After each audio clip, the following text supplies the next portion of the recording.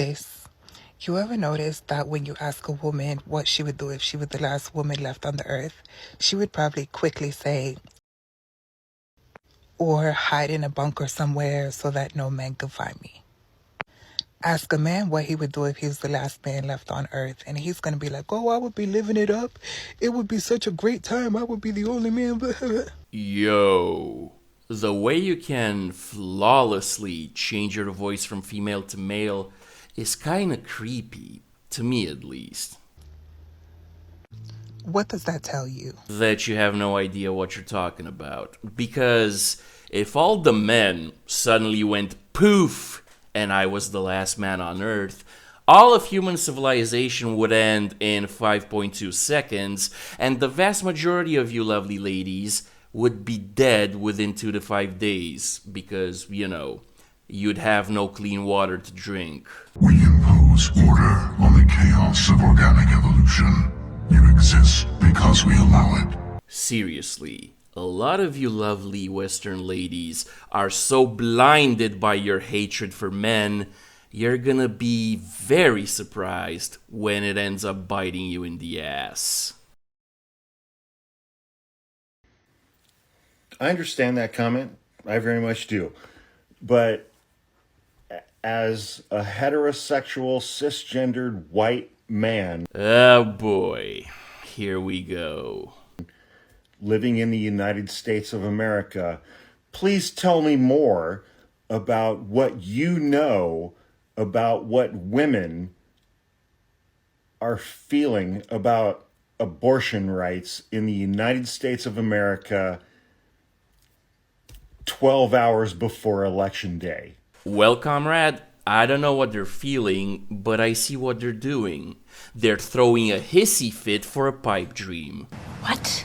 Because even if Kamala Harris wins the election today, she can't do jack squat about Roe v. Wade, because the US president has no authority over Supreme Court rulings, and even if she would manage to bulldoze the law through Congress, the Supreme Court can strike it down, because it's already ruled on the subject. So, unless the executive branch, the legislative branch, and the judicial branch collectively decide to take a giant dump on the Constitution, Roe v. Wade is not coming back. Are you kidding me? Oh, it's true. It's damn true. So I'm going through this whole leaked nudes debacle, and it's been really frustrating, but I'm also trying to talk openly about it to combat shame and sort of unveil how this happens to people, and folks have been asking the question of how I am navigating this the way that I am, and I would love to take credit for it. But I just got off the phone from telling my father about this, and he is the reason I can do this. He's a big part of the reason that I can do this. Because all he said to me was, it's not your fault. The people who are doing this are assholes. You're goddamn right. There's nothing you can do about it now. Don't worry about it.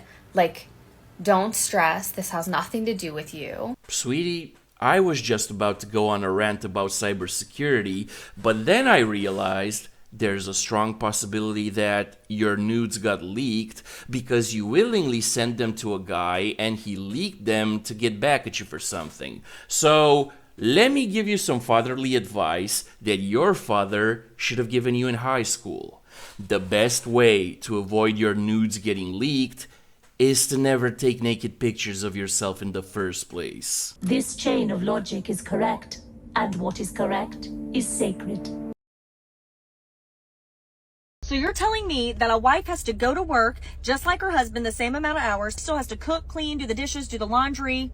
That's what a wife is supposed to do. Okay, so then what is the extra things that you have to do as a husband? I make more money than you. I'm the breadwinner. Now, I want to use this skit to talk about something fundamental and basic, that men are always moving the goalposts. This particular guy in the skit says, oh, it's because I'm the breadwinner. You said that's what a wife is supposed to do. What does that have to do? Sweetie, I'll make it short and sweet for you. If I make over $100K a year and my wife makes over $100K a year and we split expenses equally, I'll gladly do half of the domestic labor. However, If I make over 100K a year and she makes 12K a year, she's doing all the domestic labor. And if she's not down with that, she can find a husband in her price range. And that's the bottom line, 'cause Stone Cold said so.